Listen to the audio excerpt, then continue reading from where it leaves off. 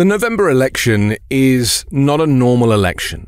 Donald Trump as a candidate is not a normal candidate. Historian Ruth Ben-Ghiat reminds us that this election is not about policy. It's a referendum on what kind of political system we will have in America.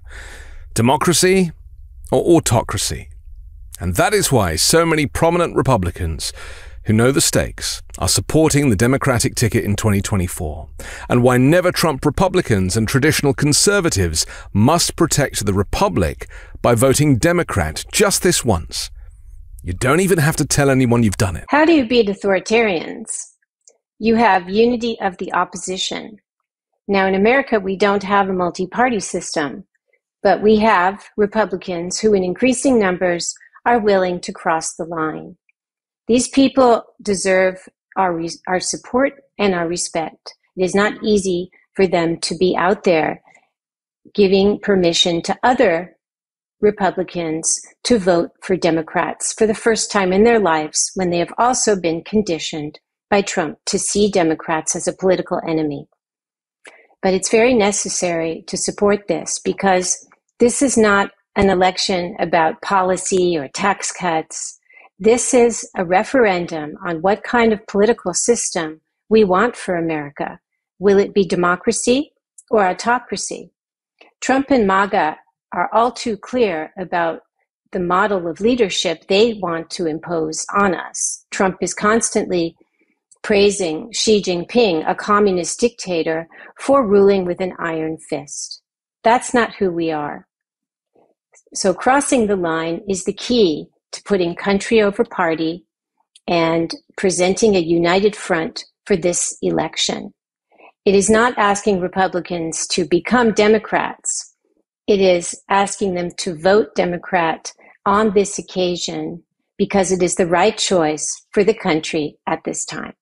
We find ourselves at a pivotal moment in our nation's history. As we approach the election, the future of our democracy, our values, our very identity as a nation are at stake. Among the candidates running for president, one name stands out, a name that has already left an indelible mark on the country: the disgraced former president Donald J. Trump. So I want to speak candidly about the dangers posed by the possibility of a Trump second term, and what that will mean for you, because this is not about political disagreements or policy differences.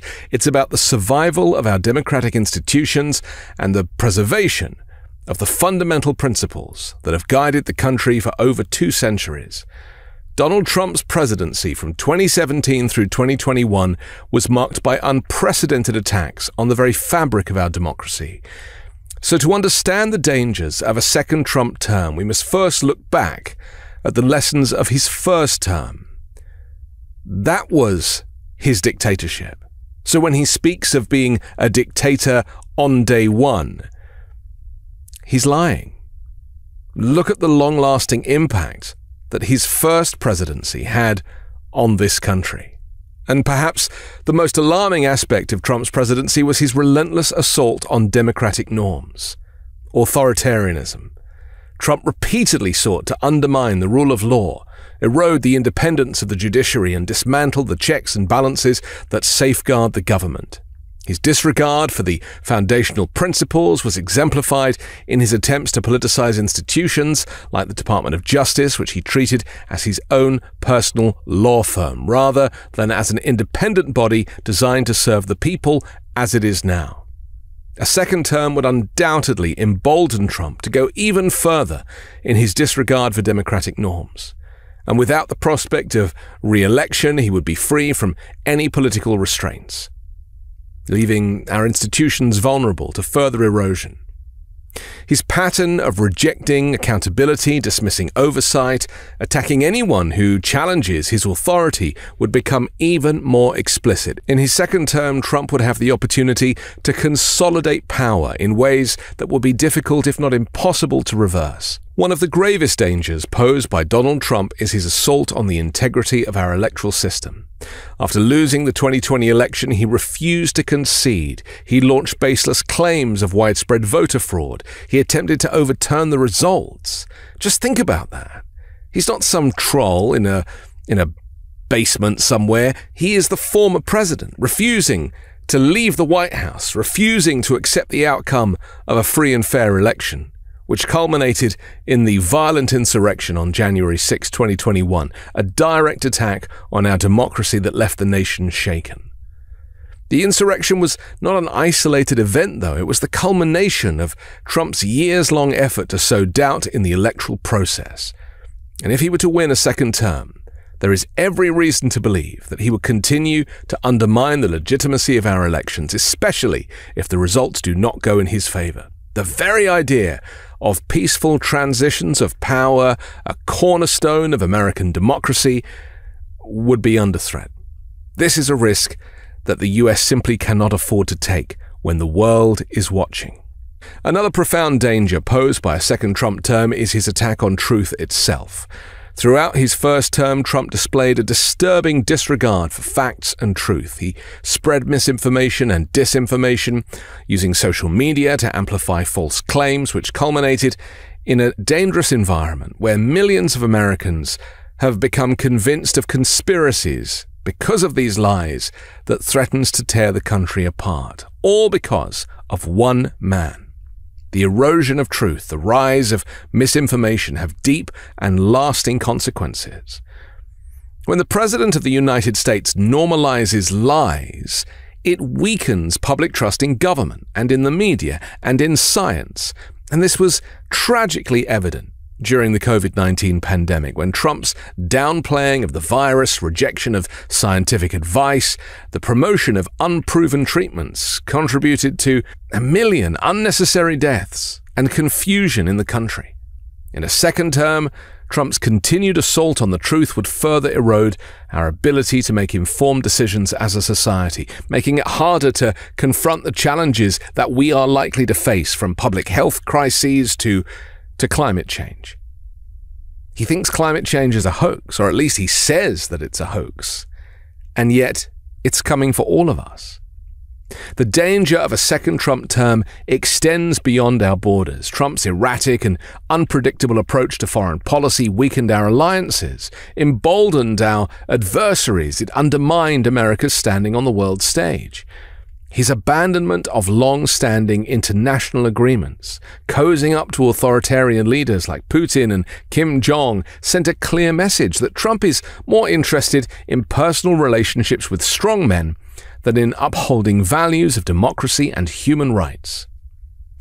A second Trump term would further isolate the United States from the global community, as our allies have lost trust in our commitment to international cooperation. In a world where the threat of climate change and terrorism and geopolitical instability demand collective action, a retreat from global leadership would leave the world far more vulnerable to conflict and chaos.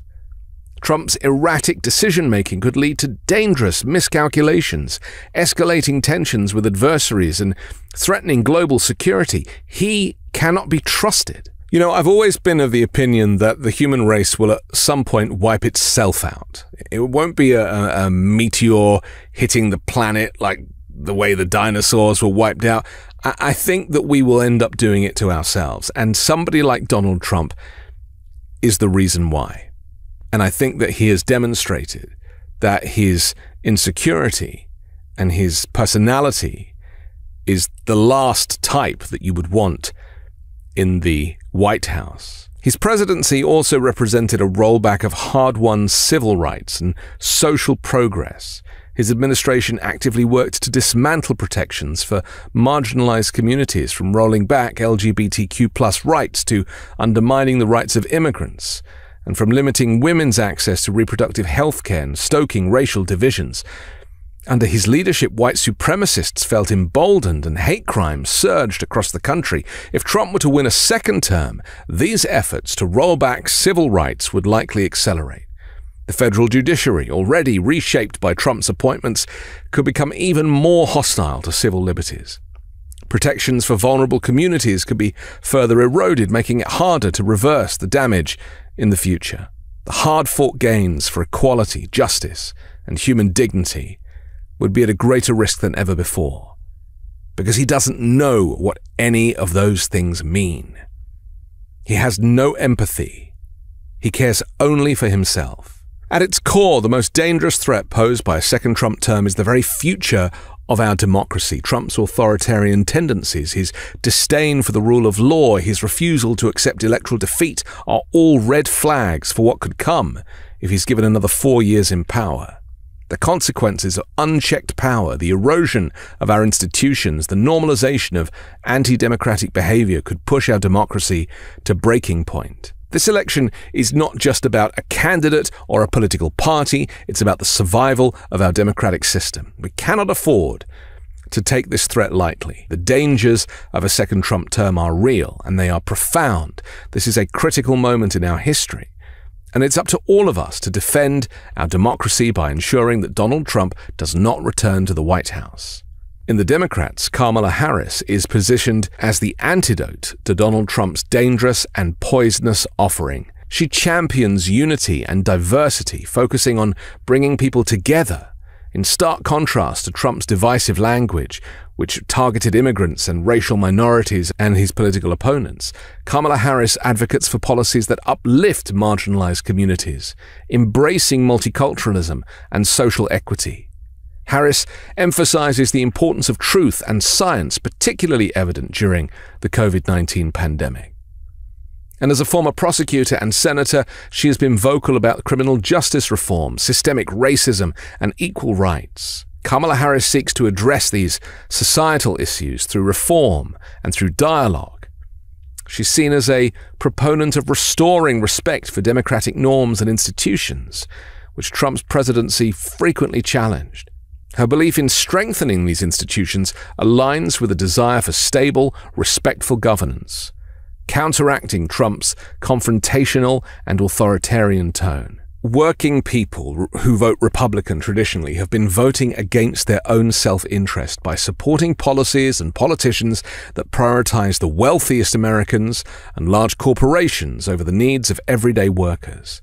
And despite campaign promises of job creation and economic improvement, Republican policies have always resulted in tax cuts for the rich, reduced labor protections, weakened health care access, and stagnant wages. These policies disproportionately benefit the affluent while leaving working-class families with fewer resources and fewer protections.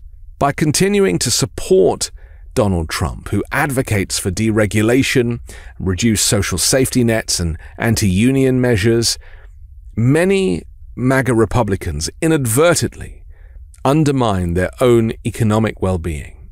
If you've been voting Republican and you're still poor, ask yourself why, and do the right thing in November.